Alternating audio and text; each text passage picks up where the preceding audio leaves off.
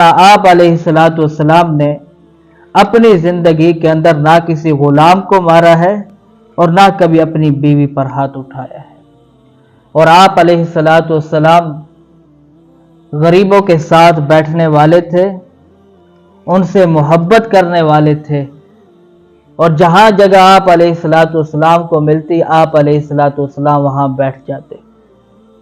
اور آپ علیہ الصلوۃ والسلام جب گھر کو دستک دیتے تو آپ علیہ الصلوۃ والسلام گھر کے بالکل سامنے کھڑے نہیں ہوتے تھے، بلکہ آپ علیہ الصلوۃ والسلام دائیں یا بائیں کھڑے ہو جایا کرتے تھے، اور آپ علیہ الصلوۃ والسلام جب رات کے وقت کبھی واپس آتے تو اتنی بلند آواز سے گھر والوں کو بلاتے کہ جس سے بیدار شخص جو ہے وہ بات کو سن لیتا، اور جو سویا ہوا ہے اس کی نیند کے اندر بھی خلل نہیں آتا تھا۔ اور آپ علیہ الصلوۃ والسلام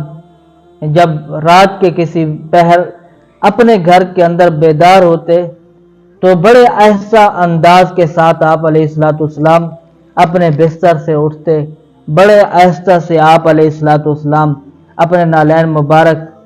جو ہے پہنتے، اور آپ علیہ الصلوۃ والسلام پھر آہستہ آہستہ جو ہے وہ چلتے تھے، اور آہستہ آہستہ اپنے دروازے کا کواڑ کھولتے تھے تاکہ شور کی وجہ سے کسی کی نیند کے اندر خلل نہ آئے۔ سبحان اللہ۔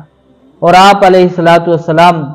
تمام صحابہ اکرام رضی اللہ تعالیٰ عنہم اجمعین اور صحابیات رضی اللہ تعالیٰ عنہم اجمعین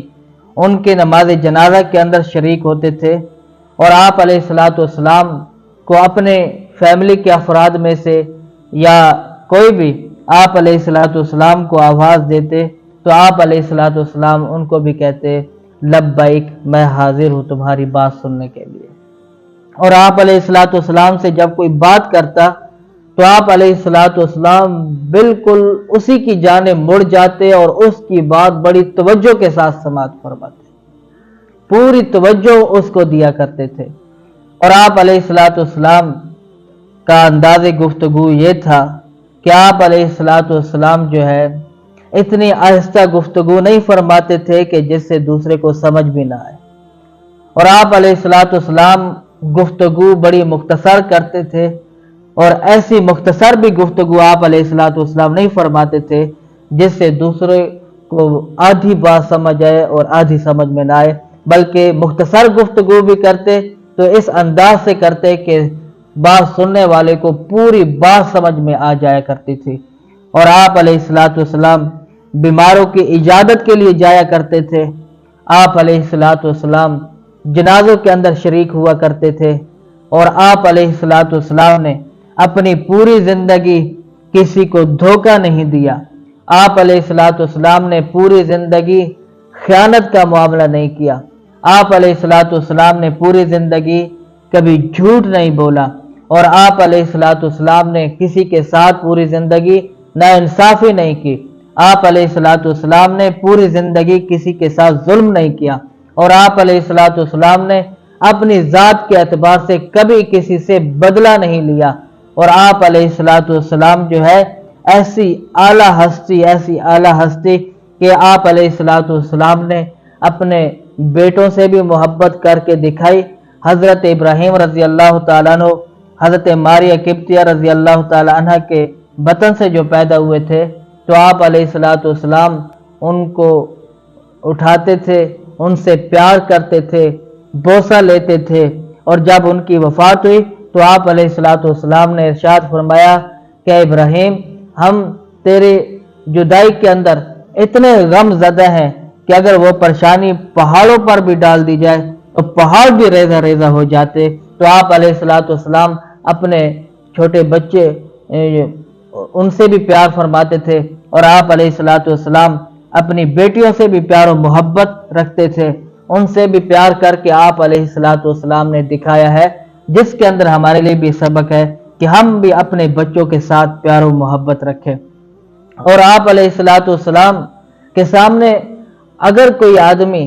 دین کی مخالفت کرتا تو وہاں پر آپ علیہ الصلوۃ والسلام بہت زیادہ جو ہے غصہ کرنے والے تھے، اس جیسا آپ علیہ السلام سے بڑھ کر دین کے معاملے کے اندر کوئی غصہ کرنے والا نہیں ہوتا تھا، مگر آپ علیہ السلام دنیا کی خاطر غصہ کبھی نہیں فرمایا کرتے تھے۔ سبحان اللہ۔ اور آپ علیہ السلام بہت جلد معاف کر دینے والے تھے، بہت جلد راضی ہو جانے والے تھے، اور آپ علیہ السلام سادہ زندگی گزارنے والے تھے، اور آپ علیہ السلام سارے لوگوں کو اللہ رب العزت کی طرف بلاتے تھے۔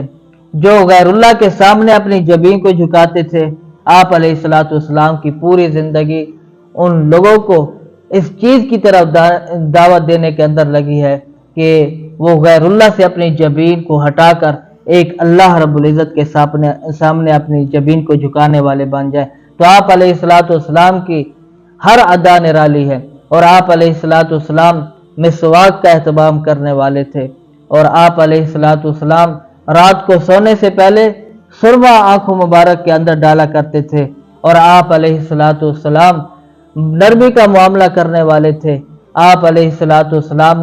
اتنے بڑے رحمت والے تھے، اتنی زیادہ رحمت والے تھے کہ اللہ رب العزت نے ان کی رحمت کو، ان کی شفقت کو قرآن پاک میں بیان فرمایا، وَمَا أَرْسَلْنَاكَ إِلَّا رَحْمَةً لِلْعَالَمِينَ۔ اللہ رب العزت نے آپ کو تمام جہانوں کے لیے رحمت بنا کر بھیجا۔ آپ علیہ السلام کی رحمت صرف جو ہے انسانوں کے لیے بھی نہیں تھی، بلکہ آپ علیہ السلام کی رحمت تو حیوانوں کے لیے بھی تھی۔ آپ علیہ السلام کی ذات ایسی جہاں پر جانور بھی آ کر آپ علیہ السلام کے سامنے اپنا دکھڑا سنایا کرتے تھے، اور اللہ رب العزت آپ علیہ السلام کو ایسا علم دیا تھا کہ آپ علیہ السلام ان جانوروں کی بات بھی سمجھ جایا کرتے تھے، ان کے دکھڑے کو سمجھ جایا کرتے تھے۔ تو اللہ رب العزت نے اپنے محبوب علیہ السلام کو